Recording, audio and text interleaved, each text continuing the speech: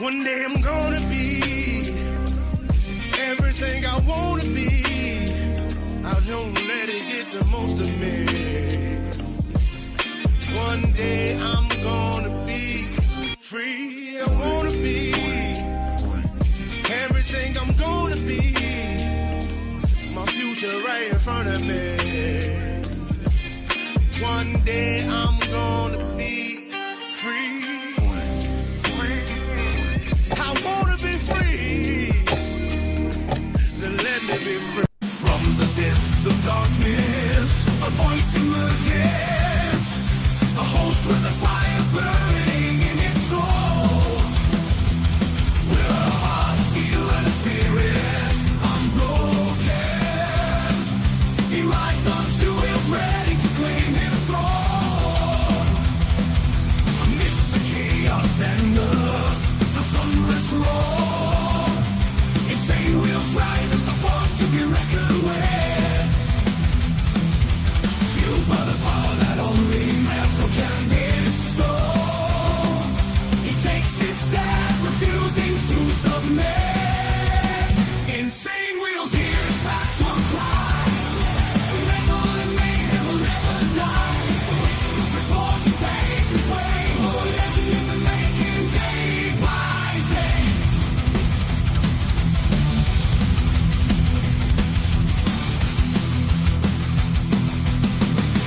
Good morning, Vietnam. Ladies and gentlemen, we are alive and well, and guess what? It is a thirsty Thursday morning.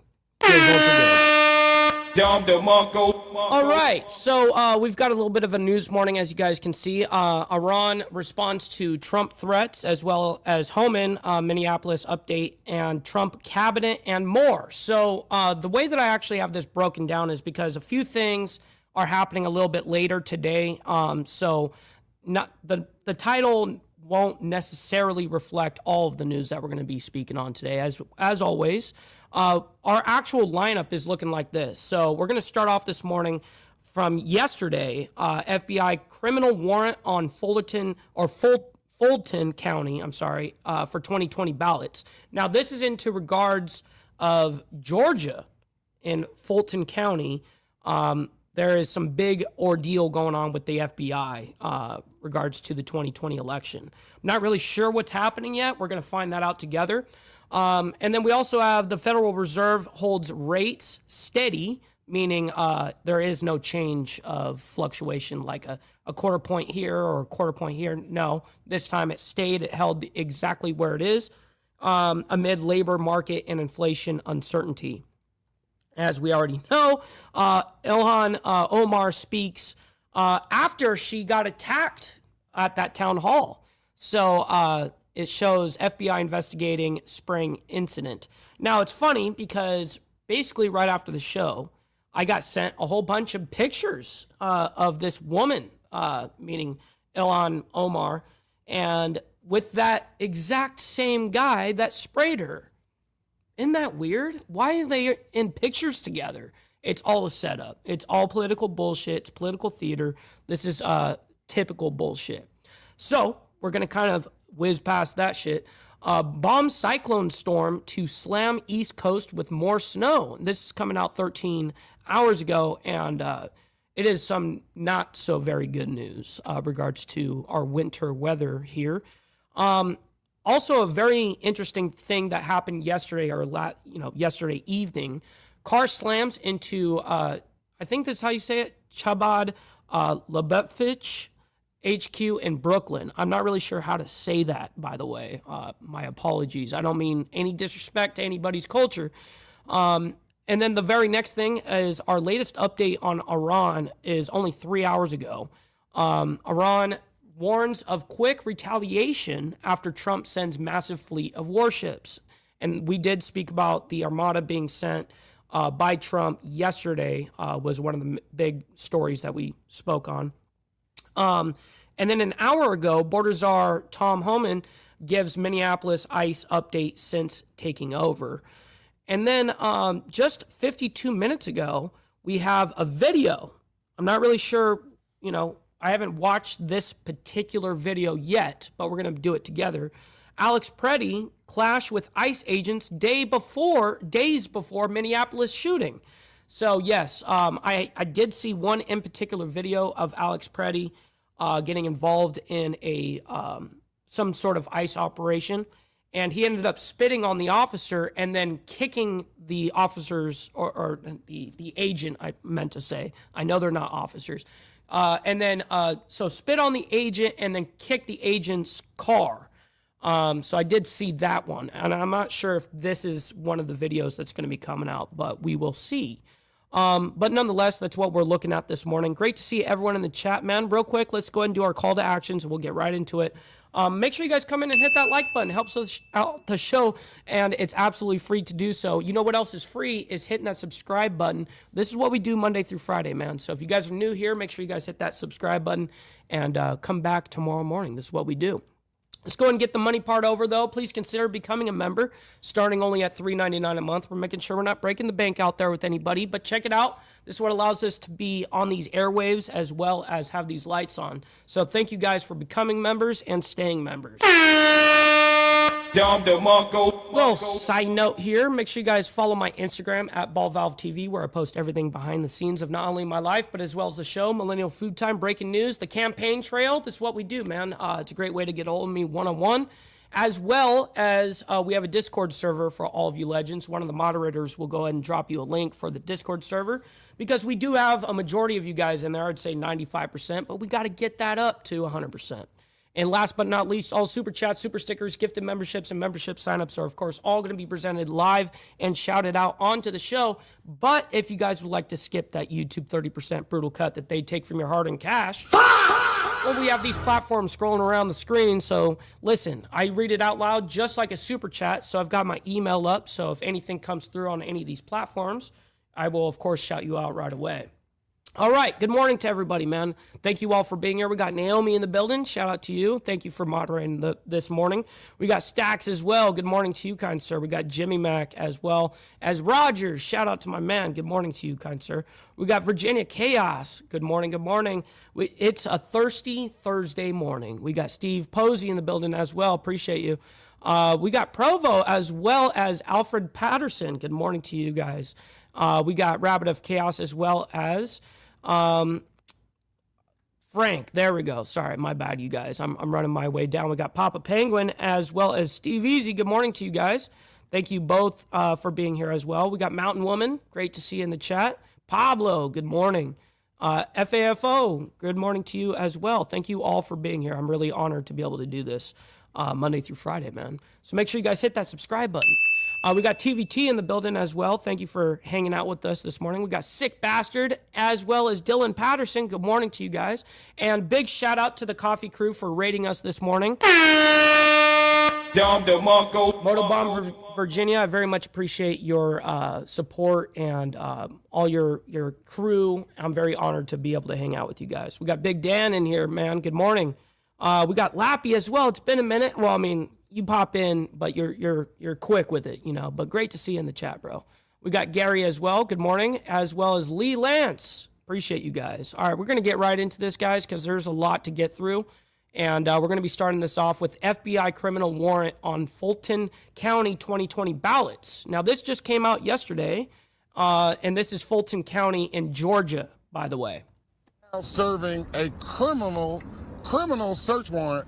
And who's Tiffany, the defendant? good morning. And the criminal search warrant is under seal. Right. So we don't even know who the target of the investigation is. This is nothing but sowing the seeds of distrust, right? This is a full frontal attack on democracy. This is a code red in America, in Fulton County. We've seen it in Minneapolis, and now we're seeing it here in Fulton County. We must do everything that we can to protect the right to vote. These records are under seal. Judge McBurney has not issued an order opening these records or allowing these records to be viewed by the government. And until and unless he enters such an order, What's up, Doomerang? Good morning. these records should not be seen or viewed by anyone. And so we're thankful to have our partners here from the state standing with us, because This again is a full frontal attack on democracy. And you know what? I mean, let me just say that we are. She just can't help herself. She was interjecting during his speech at the very top. I'm like, shut up, lady, already. What the fuck? To if there's a question of are we going to take all legal action to make sure that this what I consider to be an assault on voters. This is an assault on your vote. So I think that Marvin is an attorney. I'm an attorney. We are all trying to figure out what to do about this. But what we know is that does not even matter. We know in America right now, it does not even matter. It doesn't matter? Then why are you giving so much energy to this? Emotional, damn it! Stop the cap. If what you are saying is the right thing, if our president wants to bring in the forces, he will, and he has. And so it's in Fulton County now. So we have to protect. You need to go to your voter page, make sure that you are still registered to vote. You need to check every week. I agree. You should see if you're registered to vote. I think all of these things. You need to be unafraid of these scare tactics, and you need to. Also, are you advocating for voter ID? I think not. Go out there and vote, because what they're mostly afraid of is that you will vote them out. That is what they are afraid of. Because but this is also nothing new, Steve Easy. You know what I mean? They've been, rigging elections or trying to rig elections since conception. I mean, it's typical bullshit. Elections are going to be a course correction in this country, and they know it, and that's what they're afraid of. So we will not be deterred. We will work together in Fulton County. We will work together with our state partners, and we will move forward, and we will be here protecting your right to vote in Fulton County. Fulton County is a majority Democratic county. So don't be confused as to why this is happening in Fulton County. It's very easy. Follow it. This is not difficult. I don't want anybody to think like, oh, this is something that's so above my heads. It's not above your heads. You need to understand it as the people. You have the power to change this. And you know that this election in 2026 is going to be in your hands. So I'm really just hearing a whole bunch of this. Time to move on. Shit. No, I'm just kidding. Why is it happening right now? Because it's never too early to start. It's retribution. He is enacting retribution. He's enacting retribution on Fulton County, on Minnesota, on places that did not vote for him. Why isn't he asking for the 2024 ballots? Explain again. How about the 2024 ballots? Do they want those, or there were no issues in 2024? They couldn't get the ballots, so now this is a criminal offense, but there's no named defendant. That's right. Yeah, so there is a civil lawsuit going on where they were seeking the exact same records. They sent a subpoena. It was denied because of the existing court order that put those records under seal, put these voting records under seal. And they couldn't get it then. They sent a subpoena. They've done it like 2 or 3 times. Right. And so since they could not get it the proper way, legally, through civil action, now miraculously there is a criminal action with an unnamed defendant. Who's the unnamed defendant? What is this about? Well, if it was criminal, why didn't they file the criminal search warrant? Listen, we're blaming the Democrats and lefties, progressives, all of it. We're blaming our left-handed tobacco use on them today. Prior to getting denied 2 times in the civil court. Does a criminal search warrant, when it is served, supposed to be on scene? I do not know. I think a judge needs to answer that question. And I have asked the county attorney, and Commissioner Ivory has asked the county attorney to file whatever we can file in order to stop this madness. Are you hearing about other raids happening in other counties? No, I heard they're going to try to, the FBI is supposed to be doing a press conference here at 6 o'clock. What's up, brother KP? Came in perfect timing. We just lit up. Scoot over so we can bring Shay and Eric. Yes. Damn, yes. She is masculine as fuck. She's like telling him what to do. Hey, scoot over. Damn. Yes, I think it's very important to bring our clerk of Superior Court, Madam Shay Alexander, who's been dealing with this all day because the records are under her chain of custody. Madam Clerk, can you talk about what it was like to see these agents? Not at this time. I can't. Can you tell us? I'm still processing it. I came out to go to the store to get some water and saw my colleagues and wanted to say hi. I'm just trying to get my staff some water right now. That's all I can do. Right now, clerk? I don't know what's. Why do women do this? This right here. This is such a terrible look, by the way. What's going on? So I'll gross. Say this. The first warrant was to the elections hub, which was incorrect, and so that had to be sent back, and they had to get a new warrant directed to the clerk of Superior Court, Madam Shay, because she is the holder of the archives from the elections. And so apparently they have now done that. They're now going in there. My question is, I want to make sure that there is a full and complete inventory, because these are the original voting records, original absentee ballots, right? And so once that stuff leaves our custody, where is the chain of custody? Once it leaves our control, how can we know if we're going to get everything back? How can we know if they might do something We won't. We won't. We don't know. mischievous. We won't, and we don't know. They're taking They might pallets. move it. We're not doing any. Yeah, we don't even know what they're taking. the ballots are on pallets because because Fulton County runs great elections, and elections from 2020 would already be archived, sealed, put in boxes, put on pallets, and secured. They wouldn't just be boxes floating around, allowed to be accessed. So they already are on pallets, and they're removing the whole pallets. So how can we then inventory what they're taking? You can only see what is happening on the outside of the pallet. You would not be able to see on the inside what the boxes are on the pallets. This is intentional. Going in and out of the building all afternoon. Have the ballots actually left the building? Yeah, they're leaving the building right now. What did the warrant say? The warrant said all the 2020 ballots, absentee ballots. No, they said what they were coming here to get, and they're getting it. How does this search warrant supersede the seal? I'm trying to torture you guys for a little bit. Just a couple more minutes. Because it's criminal versus civil. The seal is a civil case. They came and brought a criminal case, so that is why it's not connected. And that's what the lawyers are working on right now. What do we do next? And we have there's a band of lawyers right here working on it all. It's not Warriors. It's intentional for people to be in office who have the skills to deal with these things. And all of us are trying to come together to figure out what to do next. There's a band of people working on because we're under assault. I mean, I think you know that. Is this unprecedented? Of course. He's unprecedented. Right? What's up, Stephanie? Great to see you in the chat. It is. How confident are we? It is. We just had a town hall last week on Thursday about elections. We knew this was going to happen. This is about sowing the seed of fear that people will not show up to the polls in May and November. This is what it is. We're 100% sure this is what it is. Do any of our state reps want to say anything? Certainly. Nope. I don't think anyone wants to get on none of that shit, but they're going to be forced. All right, we're going to move on. Oh, shit. Yeah, exactly. Then they would have nothing to worry about. If it's all bullshit, I mean, then just let it ride then, right? Who gives a shit? All right, we're moving on. Oh, we got to move on. These guys need to embrace their fuck-ups first and foremost, ladies and gentlemen. Don't beat yourself up over past mistakes. You are going to fuck up again in the future, quite possibly in a most spectacular fashion. Why worry about yesterday's fuck-ups when you have tomorrow's fuck-ups to look forward to? You are a fuck-up. And fucking up is part of your growth process. Embrace the process. True, though. All right, let's go ahead and get back into now. The Federal Reserve holds rates steady amid labor market and inflation uncertainty. And yes, so the Fed Chair Powell came out and spoke and basically said, well, we're going to go ahead and keep the interest rate at the exact same level. We're not going to move it. We're not going to bring it up. We're not going to bring it down.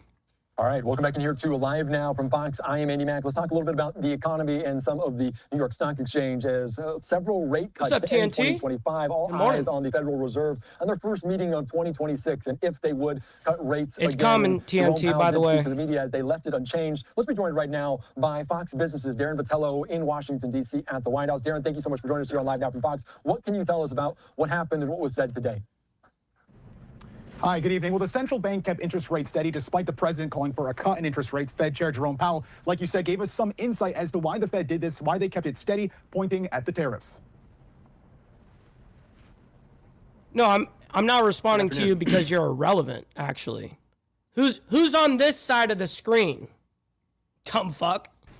My You're colleagues and I watching remain me. squarely focused on achieving our I don't move on your dual pace. mandate goals of maximum bitch. employment and stable prices for the benefit of the American people.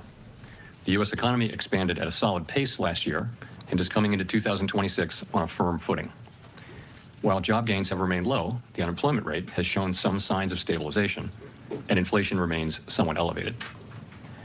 In support of our goals, today the Federal Open Market Committee decided to leave our policy rate unchanged. Having lowered our policy rate by 75 basis points over the course of our previous 3 meetings, there's an expectation that sometime in the middle quarters of the year, we'll see. Now, what they're doing is they're chopping up the highlights of his whole speech here.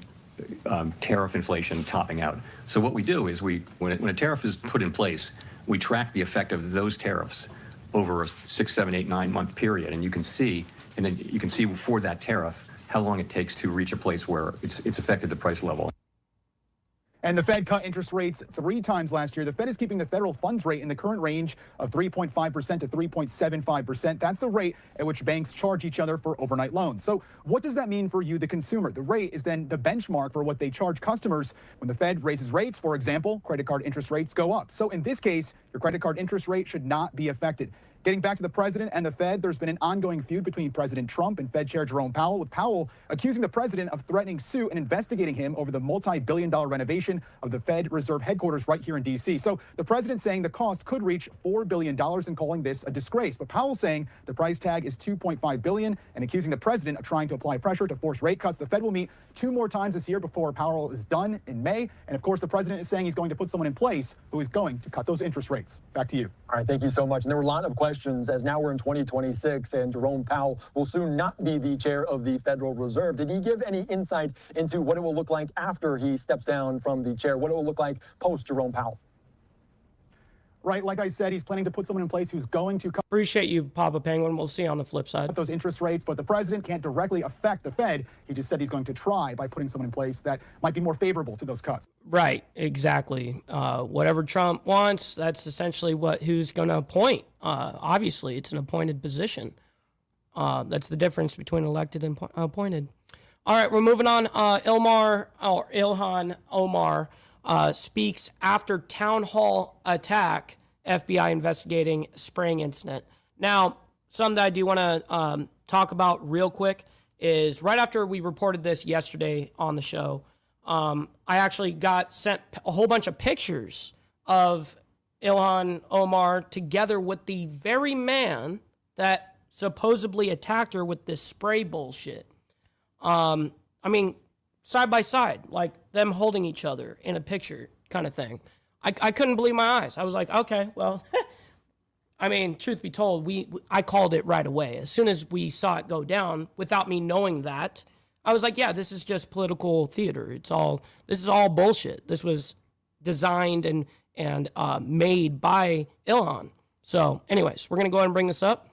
And we'll go ahead and discuss it real quick. But first, we haven't even done the money part yet, bro. We got to get the money part. All right, just get the money part done. Give me money. Money me. Money now. Me a money needing a lot now. Extremely true. Denied. It is what it is. Here we go.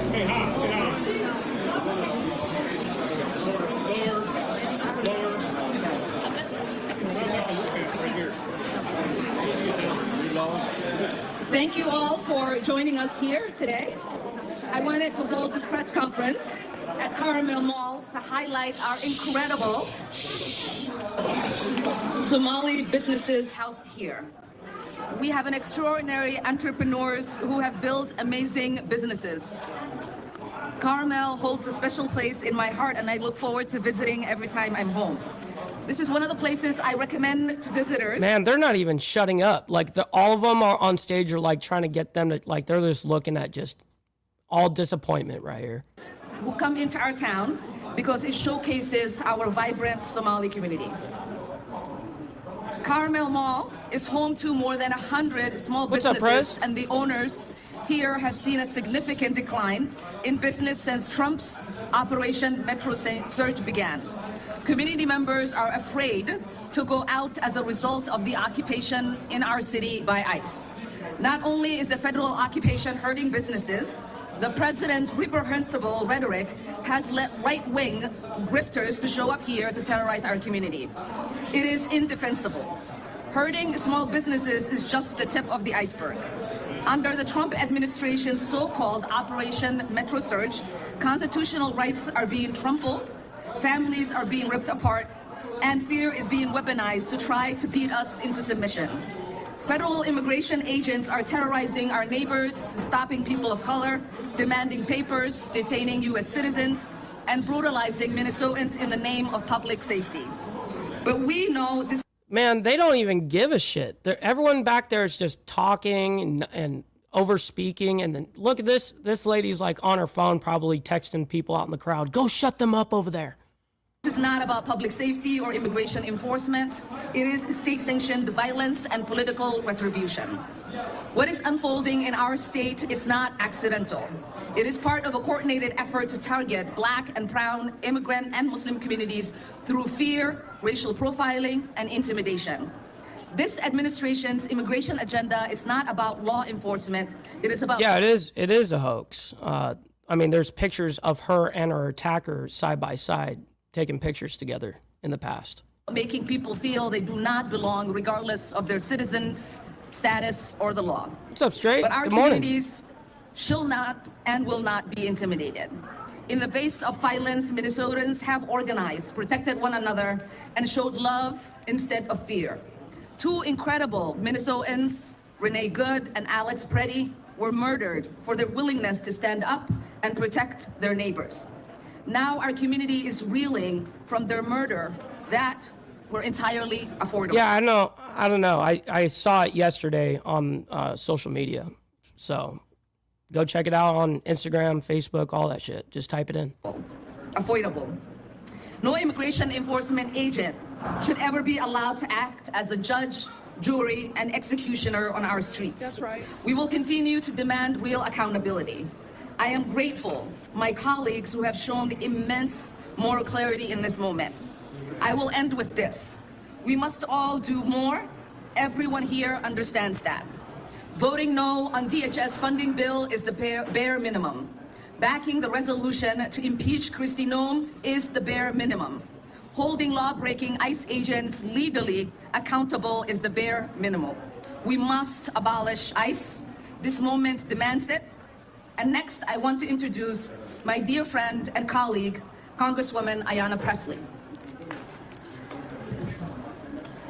Thank you, Ilhan. Earlier today, we visited the sacred space where Alex Preddy was executed in broad daylight. She's An unarmed pissed. citizen whose last words This chick is pissed because they're not shutting up in the background. were, "Don't hurt her." One of the many tributes that was at that memorial invoked a scripture that I love as a woman of faith, and it's Isaiah chapter 1, verse 17. Do right, seek justice, defend the oppressed. And that is what brings me here today. Do right, seek justice, defend the oppressed. I'm here as a sister in solidarity with Congresswoman Omar. I'm so grateful for her courageous and steadfast leadership.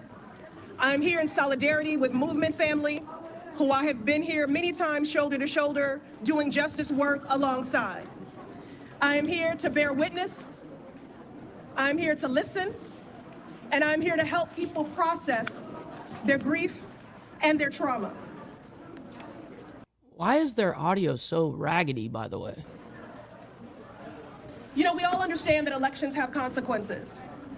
But for the life of me, what I cannot understand is that when someone has a House, a Senate majority, has the White House, and accomplices in the Supreme Court, why, when you have all of that power, you would use it to enact harm on every person who calls this country home. We have an occupant in the Oval Office who traffics in hate, is hell-bent on inflicting hurt and harm and trauma on everyone who calls this country home, with a laser focus on our most vulnerable.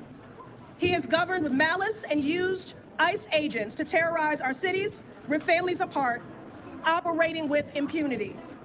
Rogue masked agents who violate people's rights in the name of so-called law and order. Yet they detain, deport, and kill our neighbors in cold blood without due process. To be clear, none of it has kept anyone safe because it has nothing to do with public safety. Not in Minnesota, not in Massachusetts. It has everything to do with power, with control, with intimidation and oppression. They just don't understand how due process actually works.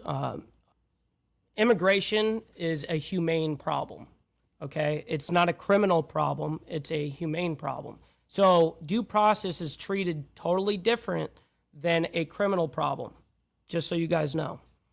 No illegal aliens that get caught here by ICE, for instance, no, they don't actually have the due process rights to go see a judge. No, that's not true. So it's unfortunate. I'm not saying what ought be. I'm saying what is, and it is what it is. Earlier today, I met immigrants who make this country great, who make this state great, who fled authoritarian regimes in Colombia, Venezuela, Syria, and Nicaragua. They came here for a better life and to make positive contributions, which they do. And they are so traumatized to be seeing. What's up, Extra Surprise? Great to see you in the chat, bro. In real time, the very authoritarian, fascist, and cruel actions that they fled showing up here in Minnesota and in this country. All this has done is traumatize children, delay cancer patients' chemotherapy, devastate small businesses, and leave beloved community members like Renee Good and Alex Preddy dead on our streets. The last time I was here at Carmel Mall, we broke bread together amongst bustling shoppers. It was vibrant, and we laughed over sambusas and drank Somali tea together. Today, it is quiet. Oh. Okay, are they done? What are they doing? It is quiet because of fear. Oh, Jesus. When we were at Midtown Global Market earlier today, what is it, Lakeside? Mm-hmm.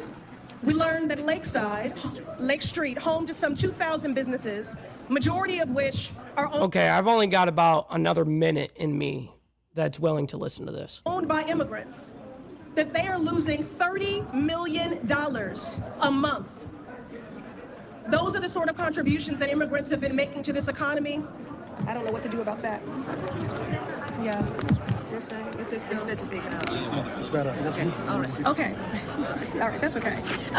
So the point is, this is devastating families and devastating the economy here.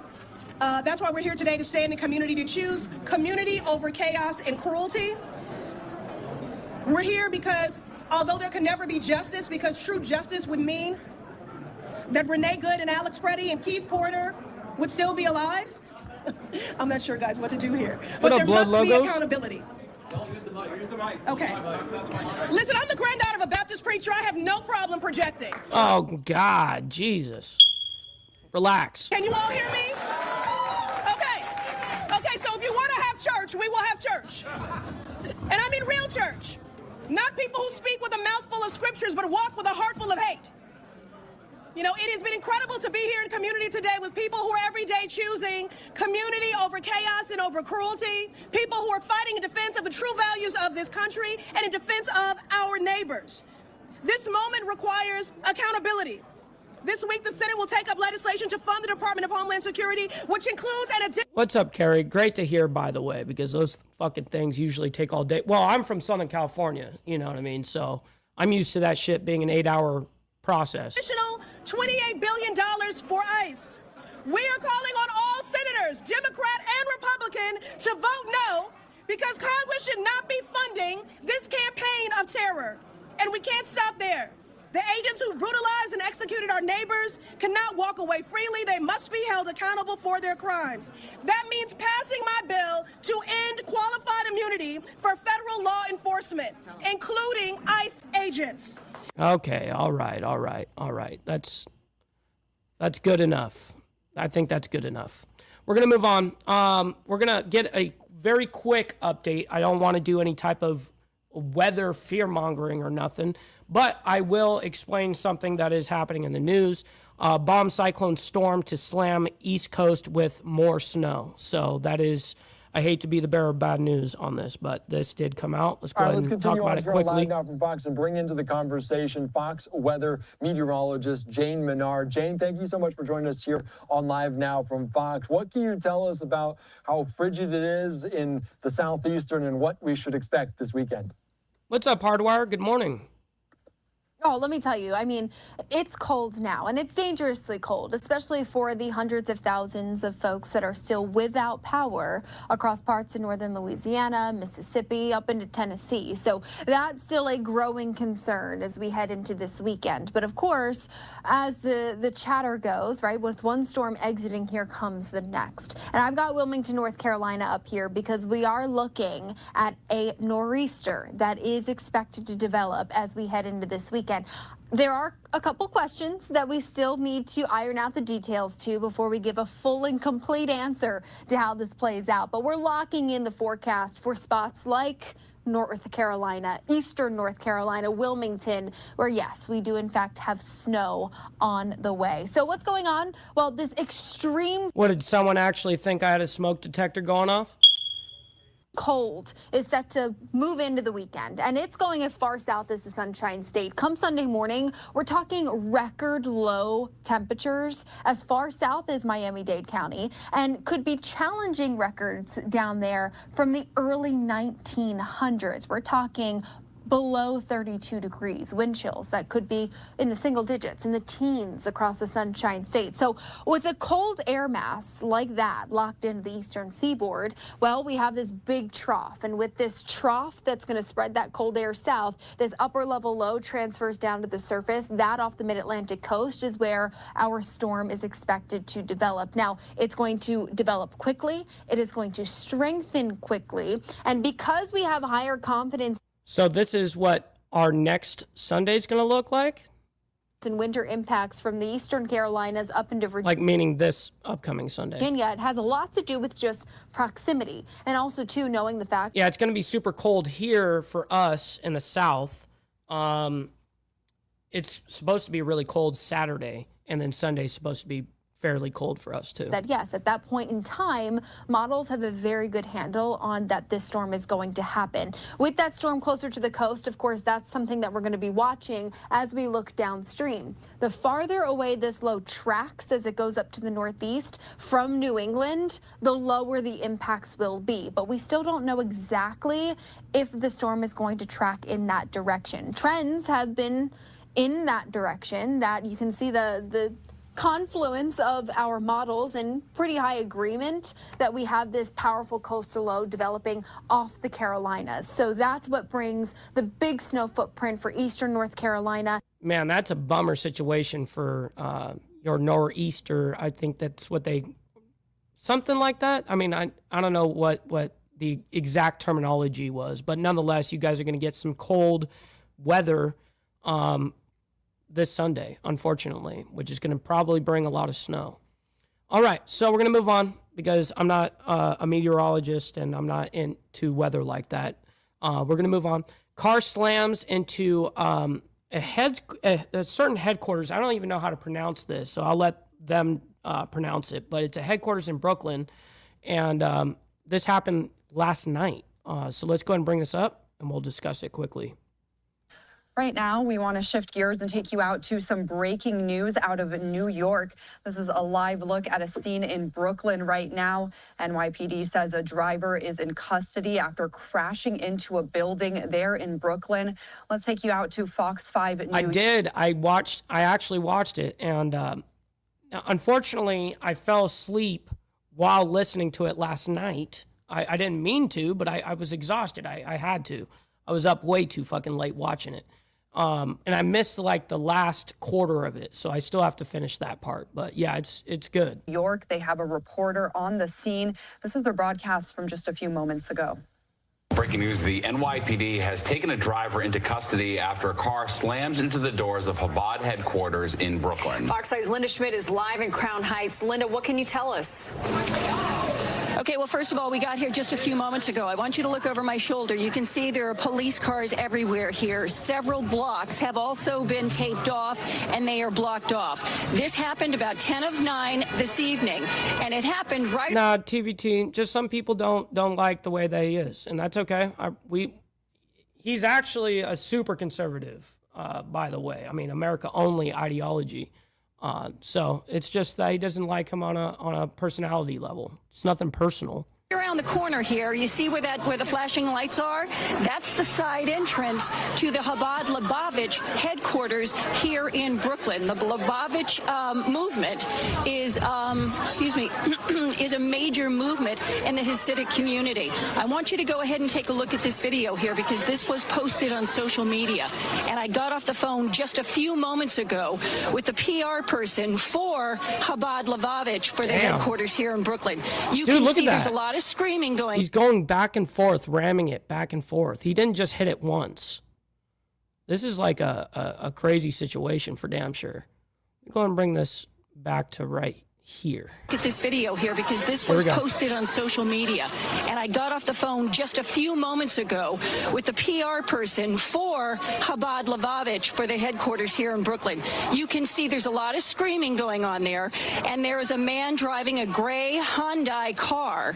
And he drives it intentionally into the side door of the Lubavitch headquarters. Then he backs it up and he drives it in again. And he backs it up and then drives it in again. Now, I want you to go ahead and take a look at the pictures that we also have that were posted on social media that shows the aftermath of that. Well, police were quickly called here. Police from the 7-1 precinct got here, picked up this suspect, put him in handcuffed, and immediately took him over to the 7-1 precinct where he is being questioned right now. One thing I want to be able to do here real quickly, there's a gentleman who is a community member here in the Lubavitch community. Thank you so much for joining me tonight. I really appreciate it.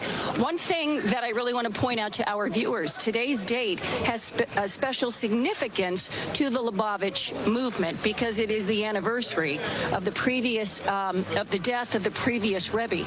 So thousands and thousands of people here, especially young people, are here to memorialize and celebrate his life. Thousands were inside this synagogue when that man ran. Thousands were inside at that moment? The car into the side door, correct? You could fit thousands of people in that fucking little building? So I don't want to speak numbers, but there are many, many people here tonight who are visiting in honor of the anniversary of the death of the previous Lubavitch Rebbe and the acceptance of the mantle of leadership of the current Lubavitch Rebbe.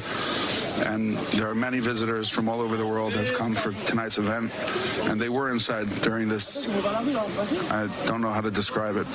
But you were telling me that the man, as he was driving into the side entrance there and ramming the door, that he was cursing. He was screaming out and he was cursing. So I'm just a member of the Jewish Community Council. I wasn't actually here during that time. But what are they telling you? From what they're telling me, he was hurling epithets. I don't exactly know the nature of them, if they were racially charged or not. It's still unclear. They're looking into that right now. All right, sir. Thank you so much for joining us. And this... Well, I mean, what else could it fucking be? I mean, just observation. Okay, so we have an update on Iran. Iran warns of quick retaliation after Trump sends massive fleet of warships.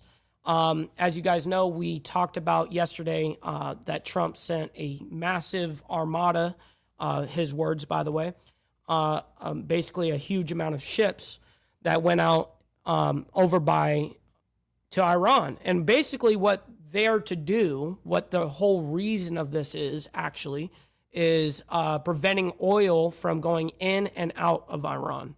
So let's go ahead and get this update. This update did come out this morning. It came out 3 hours ago. Let's go ahead and do this. That just yesterday, we reported that President Trump announced a huge armada was on its way to Iran amid those protests. Bringing us out here to this live image that we have of Washington, D.C. and the White House. And I want to get to this, some breaking news developments from overnight, as Iran has now responded to what the president is doing. And also, they're talking amid these concerns that there's going to be a possible U.S. strike in the region. I want to take us out to this. This is a social media post and a statement from Iran's foreign minister. Take a look here on your screen. He says this. Quote, our brave armed forces are prepared with their fingers on the trigger to immediately and powerfully respond to any aggression against our beloved land, air, and sea. The valuable lessons learned from the 12-day war have enabled us to respond even more strongly, rapidly, and profoundly. At the same time, Iran has always welcomed a mutually beneficial, fair, and equitable nuclear deal on equal footing and free from coercion, threats, and intimidation, which ensures Iran's rights to peaceful nuclear technology and guarantees no nuclear weapons. He finishes off by saying such weapons have no place in our security calculations, and we have never sought to acquire them. I want to bring into this conversation to discuss this even further Jonathan Sayeh. He is the Iran research analyst at the Foundation for the Defense of Democracies. Jonathan, good to see you. Hi, it's great to be with you. Of course. All right, so Iran has responded. Let's really talk about what the regime is focused on right now amid that development from the White House yesterday. I know And we don't need to hear this guy speak forever, by the way. We're only going to get about a minute, maybe 2 minutes, depending on him and his coverage here. And then we got to get over to the border czar. Islamic Republic's diplomacy, the diplomatic machine, always tries to propagate the same narrative that they only have peaceful purposes when it comes to their nuclear ambitions. Time and time again, different reports have proven that that's false. So we know for a fact there are many elements within the Islamic Republic's Revolutionary Guard Corps, as well as the Defense Ministry, that want to pursue weaponization. They've Here, TNT, I got you. Why are you gay? Got it for you. Continue to threaten to do it. So it's not really about remarks. It's about how they act. And it comes down to one main issue of enrichment of uranium. Whether America would allow that as a red line, that's debatable. That has always been a firm red line that Washington has imposed on the Islamic Republic. On the other hand, the regime in Tehran does not seem to bow. They don't really budge when it comes to giving up their enrichment capabilities. But it's important to note that following the 12-day war and after Operation Midnight Hammer, we were able... I don't really need to do a history dump here, dude. ...able to disrupt this the enrichment capacity, which was unprecedented. Yes, we did do and that. No deal was ever able to achieve that. That's very crucial. So it really comes down to the fate of a few kilos of enriched uranium that I don't know if it's worth negotiating over necessarily, given that this regime has bloods of about 30,000 Iranians on its hands. Any negotiation with it would really legitimize it and would send the wrong message towards Iran's civic movement. All right. I think that is enough of that guy. We got to get over to the border czar because we still have 2 more stories to get through.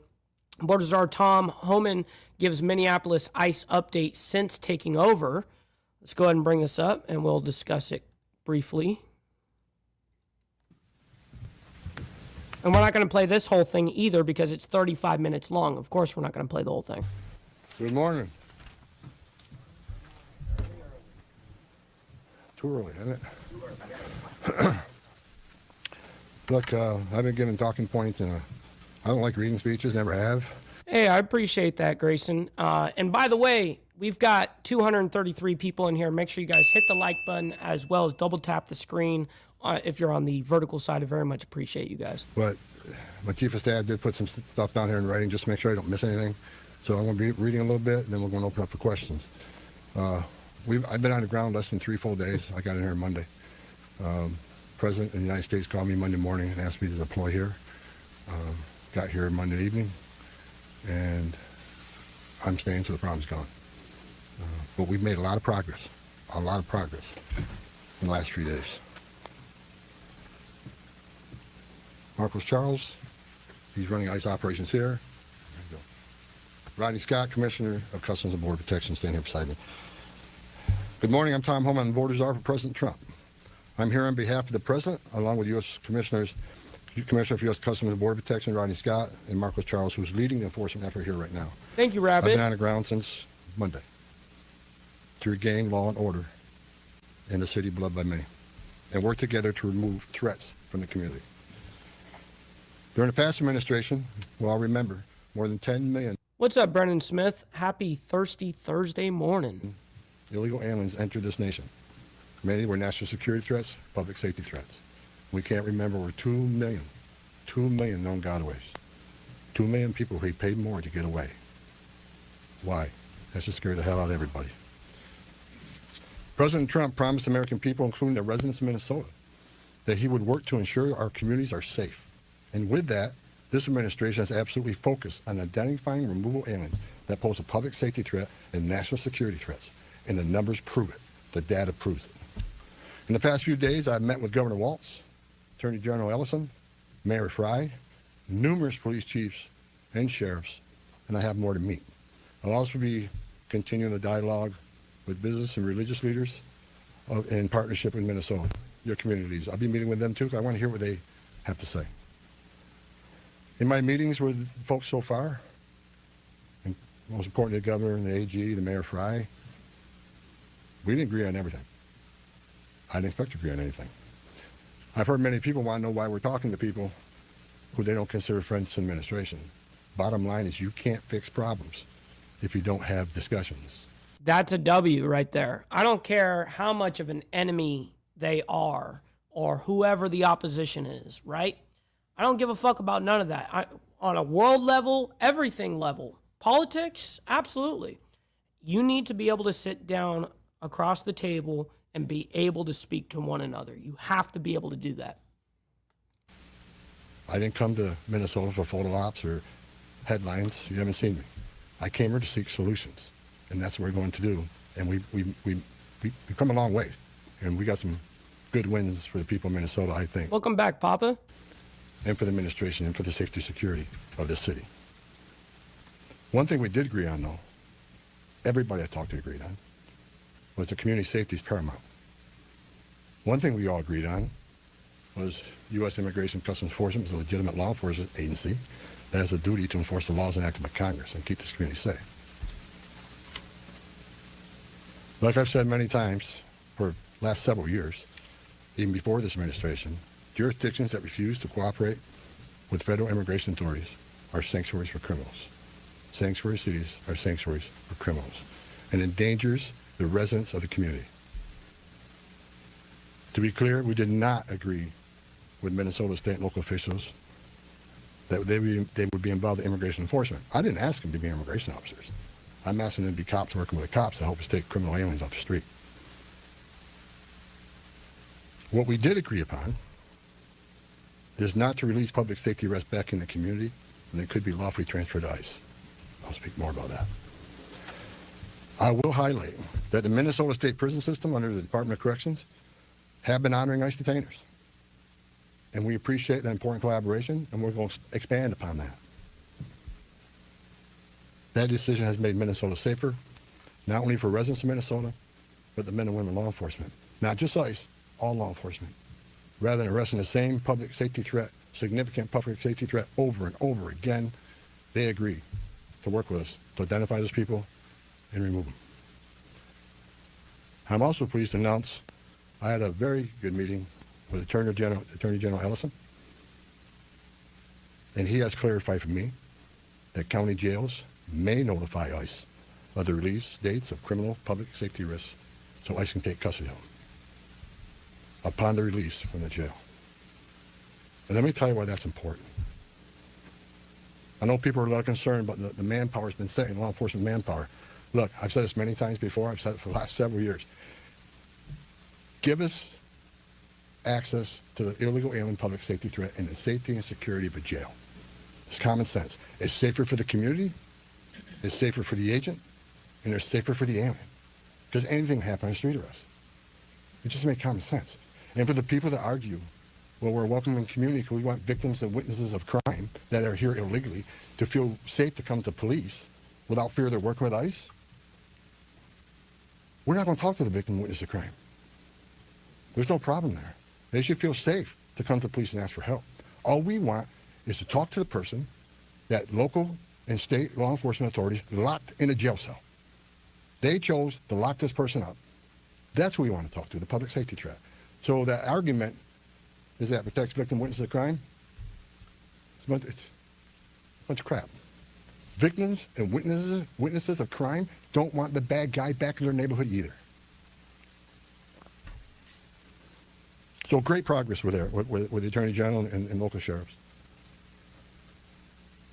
And one thing, when we have these agreements, it takes less law enforcement agents to do the job.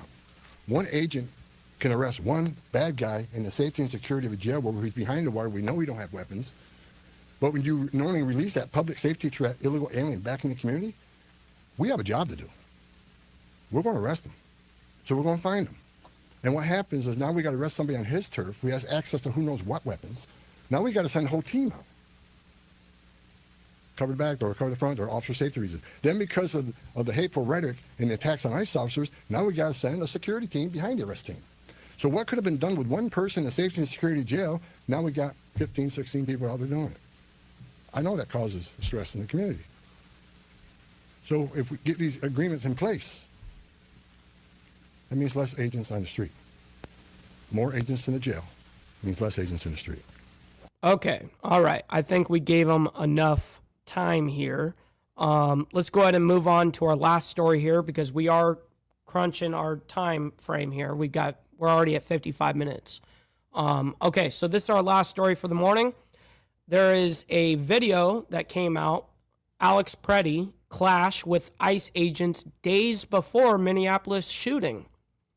Now, I saw a particular video of Preddy yesterday where he was kind of doing the same thing, interfering with agents, and then he ended up spitting on an agent and then kicking the agent's car as it was driving off. And that was it, but it was caught on video.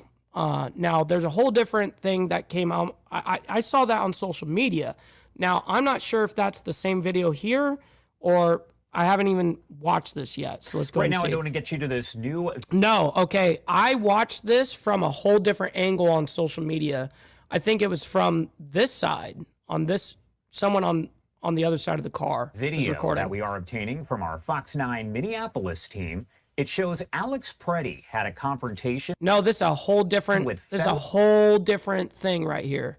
Wow. So he's gotten himself into a couple of problems with agents within the recent days before his death. Agents 11 days before he was fatally shot. Wow.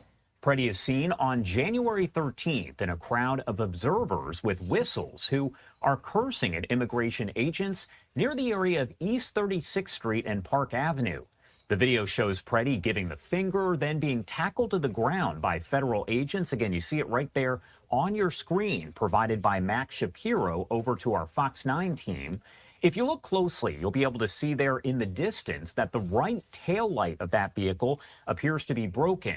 Now, another angle of the incident shows Preddy approaching the vehicle in use by federal agents as he yells and spits in their direction. Okay, and gives them the middle. so it was this ordeal. It was this event, but just from a different camera view.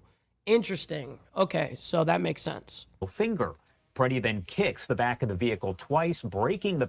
Well, just like I told you guys, he spit on the agent and then kicked the vehicle. Passenger side tail light. Agents then exit the vehicle and tackle Preddy. Preddy is eventually able to get free from the struggle and was not taken into custody. Now, what? He wasn't taken into custody after spitting on a fucking agent and then kicking and damaging their vehicle? They still didn't take him? What? Why? Fortunately, that... Man, that's crazy. That part of the video has not been cleared for our use just yet. But again, this is the other video that shows right after that as Preddy is tackled and what appears to be a smoke bomb there that is set off. Now, the attorney for Preddy's family releasing a statement on this video here and the other one to the Associated Press, popping that up for you right here on your screen as it says, quote, "A week before Alex was gunned down in the street, despite posing no threat to anyone, he was violently assaulted by a group of Immigration and Customs Enforcement agents. Violent. Nothing that happened Oh a my full God. week before could possibly have justified Alex's killing at the hands of ICE on January 24th. Now, we have reached out to his attorney for Preddy's parents to see if he does want to join us here on Live Now from Fox, so we'll let you know what he says. Now, we also have the confrontation taking place, the war of words, so to speak, between President Trump and Minneapolis Mayor Jacob Frey. President Trump posting on Truth Social, surprisingly, Mayor Jacob Frey just stated that Minneapolis does not and will not enforce federal immigration laws. This is after having had a very good conversation with him. Could somebody in his inner sanctum please explain that the statement is a very serious violation of the law and that he is, quote, playing with fire? Now, the mayor did respond there, saying the job of our police is to keep people safe, not enforce federal immigration laws. I want them preventing homicides, not hunting down a working dad who contributes to Minneapolis and is from Ecuador. It's similar to the policy your guy Rudy had in NYC. Everyone should feel safe. What's up, Lily? Good morning. Calling 911. Again, kind of the war of words there on social media between President Trump and Minneapolis Mayor Jacob Frey. Right now, another look at that video showing a confrontation 11 days before the shooting death of Alex Preddy. You can see what appears to be him being tackled there by law enforcement. Now, this comes after another angle from moments earlier apparently showed Preddy kicking that vehicle and spitting toward officers. Those officers then got out and tackled him. This is all part of the investigation, as we're hearing from Bill Malugin over at Fox News, that DHS, the Department of Homeland Security, is aware of this incident and is looking to investigate it. Again, we will keep you posted here as we get much more information, and this investigation continues. All right. And of course, as you guys know, this is my job to follow all of these stories. That's why we do this Monday through Friday, an hour a day. You know what I mean? And then, of course, our hour during Saturday morning for members only. It's a great time. All right, ladies and gentlemen, make sure you guys stick around. We're going to be raiding our buddy Chaotic Truth. Let him know we're coming through with an Insane Wheels raid. And listen, much love, honor, respect to all of you guys. I'm very honored to be able to do this Monday through Friday and then Saturday morning as well, man. So we will see you guys tomorrow morning, and be safe out there and stay warm. Peace. From the depths of darkness, a voice emerges, a host with a fire burning in his soul. With a heart, steel, and a spirit unbroken, he rides on two wheels, ready to claim his throne. Amidst the chaos and the thunderous roar, Insane Wheels rise as a force to be reckoned with.